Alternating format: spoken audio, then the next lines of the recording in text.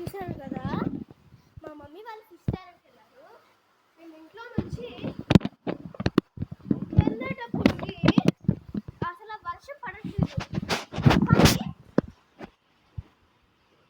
ఏదో చెముకులు పడుతున్నాయి అంతే. గాలి చూసారా, కనిపిస్తుందా మీకు? గాలి చెట్లన్నీ కొట్టుకొని పోతున్నాయి ఈడ. అసలు ఒక్క నిమిషం నాకు అర్థం కాలేదు, ఏంటిది వర్షం పడట్లేదు, గాలి